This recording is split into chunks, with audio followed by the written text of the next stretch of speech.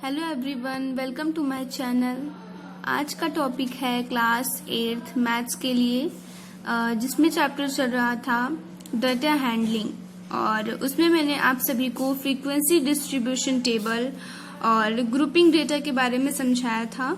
I hope आप लोगों को वो वीडियो अच्छे से समझ में आया होगा। तो उसी को कंटिन्यू करते हुए आज मैं आपको बार ग्राफ के बारे में बताने वाली हूँ कि ये क्या होता है और कैसे इसको ड्रॉ किया जाता है। बार ग्राफ एक आपकी पिक्टोरियल रिप्रेजेंटेशन होती है, जिसमें हम लोग जो न्यूमेरिकल डेटा दिए होते हैं आपको, उसमें हम क्या करते हैं, एक नंबर ऑफ बार्स बनाते हैं। वो क्या होते हैं, एक रेक्टेंगल शेप में होते हैं। जैसे कि ये आपको क्या है, एक रेक्टेंगल शेप में है, नंबर ऑफ ग्राफ्स होते हैं। ये हम लोग ड्रॉ करते हैं और इनकी कुछ ना कुछ विड्थ होती है, ये विड्थ कहलाती है। और इन सब कई सारे हम ड्रॉ करते हैं जितने हमको पूछे जाते हैं, और उन दोनों के बीच में, उन सब के जो बीच में ग्राफ्स बार के बीच में जो डिस्टेंस होती है ये बिल्कुल सेम होती है, इक्वल डिस्टेंस। मतलब अगर ये यहाँ पे मान लीजिए 3 सेंटीमीटर है, तो यहाँ पे हम जो बनाएंगे दूसरा बार, तो उसके बीच की डिस्टेंस भी कितनी होगी, 3 सेंटीमीटर ही होगी। तो पिक्टोरियल रिप्रेजेंटेशन यही होता है। चलिए अब मैं बता देती हूँ कि बार ग्राफ जो है इसको कंस्ट्रक्ट कैसे किया जाता है। आप सबसे पहले एक ग्राफ पेपर लीजिए और उस पे एक हॉरिजेंटल लाइन और एक वर्टिकल लाइन आप ड्रॉ कीजिए। मान लीजिए ग्राफ है तो आप उस पे एक हॉरिजेंटल लाइन ऐसे करके ड्रॉ कीजिए, और इसका नाम होता है एक्स एन एक्स डैश, ये इसका नाम दिया जाता है। और आप एक इस पे वर्टिकल लाइन ऐसे ड्रॉ कीजिए और इसका नाम होता है वाई वाई डैश। और ये जो लाइंस होती हैं वो एक दूसरे को इंटरसेक्ट करती हैं, और इस पॉइंट को हम लोग ओ नाम से जानते हैं, और इसको ओरिजिन भी कहा जाता है। इसको हम लोग ओरिजिन भी कहते हैं। और ये जो दो लाइंस इंटरसेक्ट करती हैं तो वो 90 डिग्री पे करती हैं। इंटरसेक्ट कितने डिग्री करती हैं, 90 डिग्री पे इंटरसेक्ट करती हैं। एक्स और एक्स डैश लाइन को हम लोग एक्स एक्सिस भी कहते हैं, और वाई और वाई डैश जो लाइन होती है इसको हम लोग वाई एक्सिस भी कहते हैं। और जो आपकी जो एक्स एक्सिस जो लाइन होती है, इसमें हम लोग जैसे कि कोई भी इंफॉर्मेशन हम लोग को डाटे में दी जाती है, जैसे कि मंथ दिए गए हैं या फिर प्लेसेस दी गई है, वीक डेज दिए गए हैं, तो उसको हम लोग एक्स एक्सिस जो लाइन होती है उस पे हम लोग डिनोट करते हैं। और जो न्यूमेरिकल नंबर्स दिए जाते हैं वो इस पे हम लोग डोनेट करते हैं, यानी कि वाई एक्सिस की लाइन पर। तो चलिए अब हम लोग इसके क्वेश्चन पे ध्यान देते हैं। अगर आप एक क्वेश्चन अच्छे से समझ जाएंगे तो बाकी सारे क्वेश्चंस आसानी से कर सकते हैं। क्वेश्चन आप सभी के सामने है। क्वेश्चन है the area cultivated under different crops इन 2012, यानी कि सन 2012 में एक एरिया है, वहां पे हम लोगों को अलग अलग तरह की फसलें हम लोगों को क्या करनी है, लगानी है। फसलें आपको ये देखिए एक टेबल बनी हुई है, इसमें आपको बताया गया है ये क्रॉप्स हैं जो नाम दिए गए हैं, और ये एरिया है, और एरिया जो आपका है वो 10 लाख हेक्टेयर में दिया गया है। इससे हमें कोई मतलब नहीं है, हमें इस टेबल से मतलब है। क्रॉप जो है वो राइस है, पल्सेस है, वीट है, कॉटन है, शुगर केन है। और एरिया है, राइस जो है इतने एरिया में बोया जाएगा, पल्सेस जो है इतने एरिया में बोया जाएगा, वीट है इतने एरिया में, कॉटन है वो इतने एरिया में बोया जाएगा, और शुगर केन जो है वो इतने एरिया में बोया जाएगा। तो इस टेबल को हमें बार ग्राफ में क्या करना है, ड्रॉ करना है। तो सबसे पहले हम बार ग्राफ की जो टेबल होती है उसको हम लोग बना लेंगे। तो सबसे पहले हम एक्स एक्सिस की लाइन ड्रॉ करेंगे, और फिर उसके बाद वाई एक्सिस की लाइन ड्रॉ करेंगे। ये वाई एक्सिस की आपकी लाइन है। अभी मैंने आपको बताया था कि एक्स एक्सिस पे हम लोग जैसे कि कोई भी चीज आपको दी जाती है उस चीज को हम लोग यहाँ पे डिनोट करते हैं, और वाई एक्सिस की जो लाइन होती है उस पे हम लोग नंबर्स डिनोट करते हैं।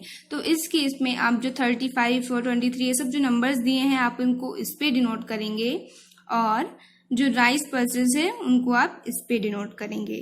तो यानी कि एरिया जो होगा वो आपका यहाँ डिनोट किया जाएगा और क्रॉप्स आपका यहाँ डिनोट किया जाएगा। और ये आप बार ग्राफ के जो ग्राफ पेपर होता है उस पे आप ये बनाएंगे। फिर आप क्या करेंगे, यहाँ से आप नंबर्स डिनोट करना शुरू करेंगे, जैसे कि 0 है, फिर ये 10 है,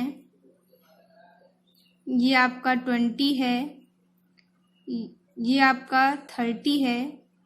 ऐसे ही आप ऊपर तक डिनोट करते जाएंगे।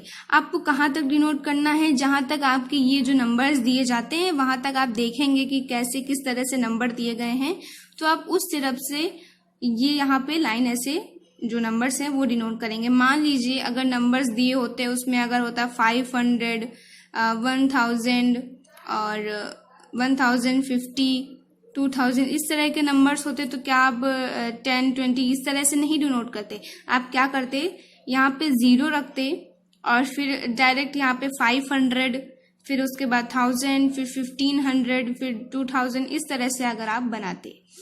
सपोज दैट कि अगर वहाँ पे नंबर्स होते 200 या फिर 300, 500, 450 इस तरह के नंबर्स अगर होते तो आप किस तरह से डिनोट करते। मान लीजिए 0 है तो यहाँ पे गैपिंग कर देते, फिर यहाँ पे 100, फिर 200, 300, 400, 500 और उन सब के जो साइज है बिल्कुल सेम होना चाहिए।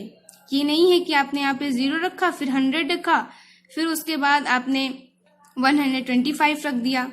नहीं, अगर आप 100 की गैपिंग लेकर चल रहे हैं तो आप 100 की ही गैपिंग लेकर चलेंगे, और अगर आप 1000 की लेकर चल रहे हैं गैपिंग तो आप 1000 की गैपिंग लेकर चलेंगे। तो चलिए इस केस में हम लोगों को ज़्यादा नहीं 30 या 35 तक हम लोगों को दिया गया है, तो मैं 10 की गैपिंग लेकर आसानी से चल सकती हूँ। अब आपको क्या करना है, अब आप अपने क्वेश्चन पे देखिए। क्वेश्चन में लिखा है राइस, जो चावल है उसको इतने एरिया में यानी कि 35 एरिया में जो है बोया जाता है। तो चलिए अब देखते हैं 35। अब आप क्या करेंगे, इस तरह का ड्रॉ करेंगे। ये बिल्कुल सीधा होना चाहिए, आप लोग स्केल से इसको बनाएंगे। और 35 आपके जो ग्राफ पेपर है उसमें ये 40 है और ये 30 है, तो इनके बिल्कुल एकदम इक्वल में क्या होगा 35 है, ये तो सबको पता है। तो ऐसे आप क्या करेंगे, रेक्टेंगल एक करके ऐसे बना देंगे बिल्कुल एकदम इसके सामने, और आप इसको क्या कर देंगे, शेड कर देंगे ऐसे करके। और इसको नाम दे देंगे राइस। ओके, अब आपको आगे क्या करना है, पल्सेस बोई जाती हैं 23 हेक्टेयर्स के एरिया में। आप देखेंगे कि ये 20 है तो 23 कुछ यहाँ पे करके होगा। ये आप लोग बार ग्राफ में जो ग्राफ पेपर होता है उसमें आसानी से पता कर सकते हैं कि यहाँ पे 23 आपका होगा। तो यानी कि दूसरा जो होगा वो आप ऐसे करके बिल्कुल एकदम इसी के सामने ही बनाइएगा। और ये जो आप रेक्टेंगल बनाते जा रहे हैं ऐसे ऐसे करके, ये इनकी जो बीच की ऐसे लेंथ है वो बिल्कुल सेम रखिएगा। यहाँ पे जो लेंथ होगी वही लेंथ यहाँ पे भी होगी, ये आप लोग ध्यान रखिएगा ग्राफ पेपर में। तो ये हमने बना दिया है। अब आप इसको ऐसे ऐसे करके क्या कर लेंगे, शेड कर लेंगे, और यहाँ पे आप इसको पल्सेस करके नाम दे देंगे। अब आपका वीट दिया गया है 22, तो वीट यहाँ पे 23 है और इसी के जस्ट थोड़ा सा नीचे क्या होगा 22 होगा, और इसकी ये जो यहाँ पे विड्थ है वो बिल्कुल सेम होनी चाहिए। तो 23 कुछ ऐसे नीचे करके इससे होगा 22। तो हम ऐसे इसको शेड कर देंगे और इसको ऐसे करके वीट करके नाम दे देंगे। अब ये आपका कॉटन दिया गया है 9, देख लेते हैं। यहाँ तक आपका 10 होता है तो इसी के जस्ट नीचे क्या होगा 9 होगा। तो चलिए हम लोग ड्रॉ कर लेते हैं।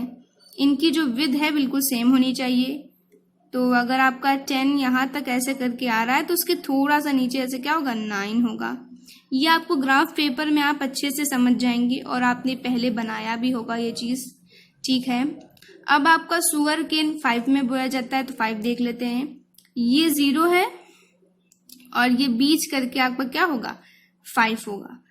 ये आप लोग ग्राफ पेपर में अच्छे से एकदम बिल्कुल करेक्ट तरीके से बनाएंगे और ये आपका जो है शुगर केन आप इसे नाम दे देंगे।